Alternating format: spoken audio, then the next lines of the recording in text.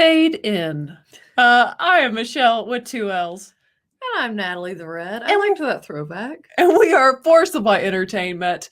And yeah, I threw it back to the fade in, which many of you guys still love, by the way, because we are discussing none other than the one who made fade in a thing. And that, of course, is Kathleen Kennedy, the president of Lucasfilm.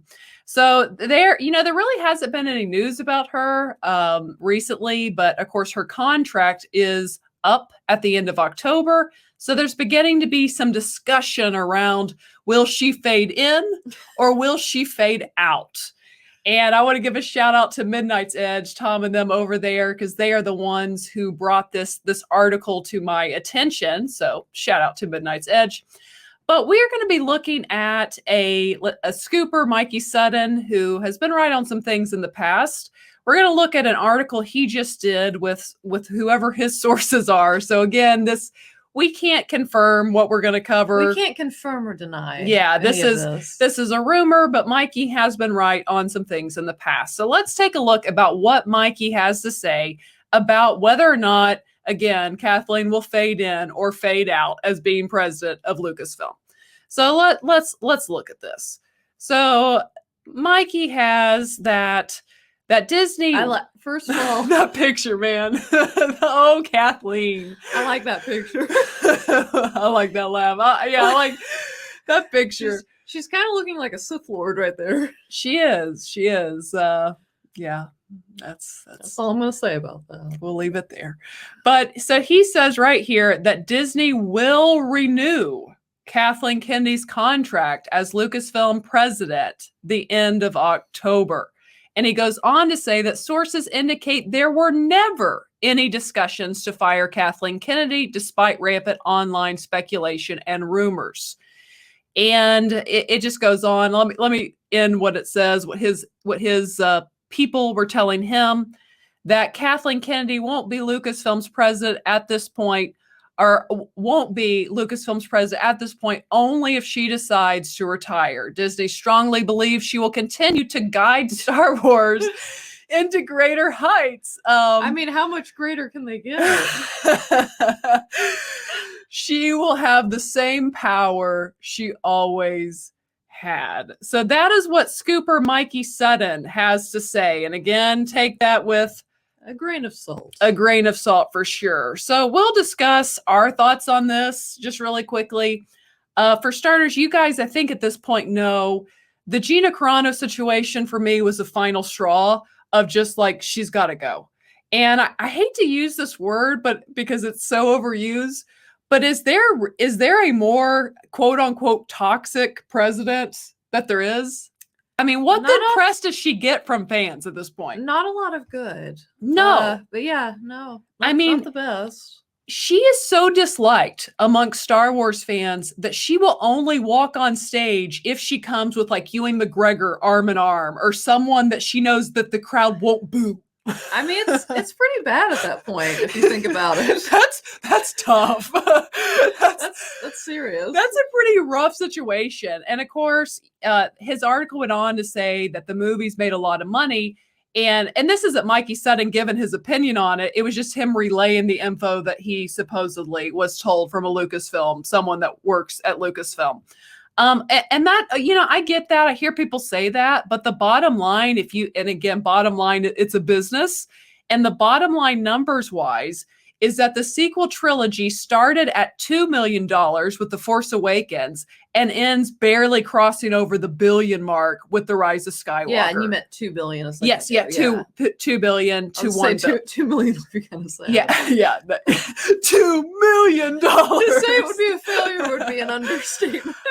Yes, but so my point being, the sequel trilogy saw a $1 billion with a B dollar loss in profit as it went on. So to say that wasn't a financial failure is just failing to look at the actual factual numbers. I mean, like we say from time to time on here, money talks. Yes. And the money spoke. Yes. And I mean, of course, Rogue One did good. It was pretty well received.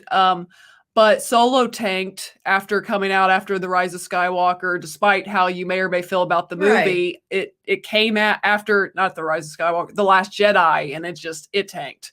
And then pretty much so Rogue One was a big victory. The Force Awakens was a big victory. But then again, it's sad to me that Marvel was able to later outdo The Force Awakens, because The Force Awakens had over 30 years of anticipation and excitement that was built up for it. It had so much potential. Yes. And then to end with The Rise of Skywalker losing $1 billion from that point, it just shows the failure. And do it justice, they did not. Yes. In the words of Yoda. I feel like you made those words up, but it was said in a Yoda tone. I spoke in Yoda. Yeah, a Yoda way. It was a Yoda way of speaking. And then the one financial thing that clearly has been let's go to another failure. The parks, Galaxy's Edge.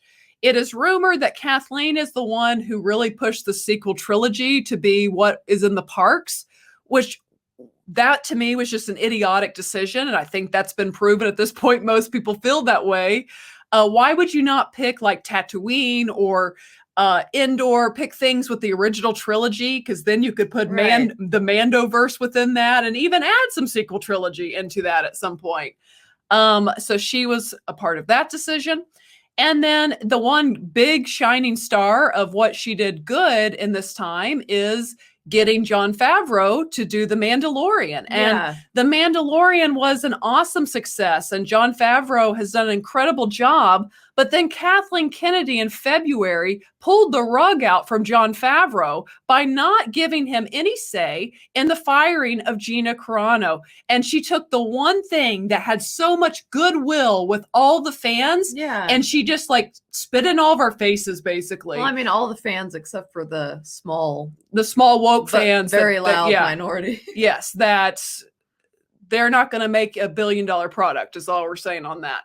You got to have the rest of us, guys. So even the thing that we can't live with us. Even the thing that would be a win in the Kathleen Kennedy corner, she has turned into a loss by what she did to Gina Carano and by firing her for not having the same political ideology that she shares. And that just kind of shows the sad state of affairs. I can already see Lucasfilm. The dislikes on this video. That just shows the sad state of affairs at Lucasfilm. It just kind of seems to be a toxic, if you listen to Gina Carano, a toxic environment. And guess where that starts? It starts at the top with Kathleen Kennedy. But if Mikey Sutton is right and she stays, the sad thing is I can see that happening. Because it's Hollywood. It's the machine. Yes, it is the machine. It's like politics. It is. Some of the same people stay for years and years who shouldn't be there. And it sadly seems to be, I can think of many of them off the top of my head. But it sadly seems to be the same way, possibly at least if Mikey Sutton is right, that Kathleen will be back. And that just kind of leads to, like, have you guys not noticed? It feels like, yes, Favreau's got things coming out, but it kind of feels like a mess outside of the Favreau-verse and what he's got going on. It does. Like there doesn't seem to be a clear vision of where they're going. It's just like some hodgepodge movies that they've got directors. And guess what? With Kathleen's track record with directors, we'll believe it when we see it. Right. We'll believe the movie's coming out when there's a trailer for the movie is kind of how that's going, because she's had a bad track record of keeping directors happy on her sets. But old Kathleen's going to Kathleen and Hollywood's going to Hollywood, according to Mikey Sutton. So again, take this with a grain of salt. I personally think it is a horrible business move at this point. To keep her there. I think maybe a smarter move would be to let her oversee these final projects that she has that she greenlit and has been working on. But I think it's time to maybe move her into something else. Yeah.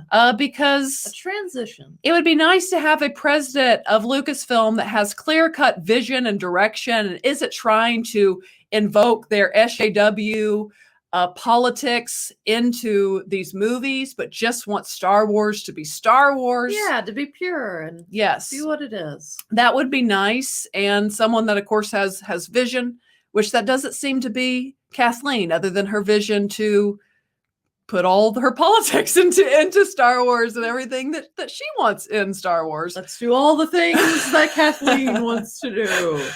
If you guys know that what I'm referencing, you're awesome. Yeah, that would be Ace Ventura she is quoting.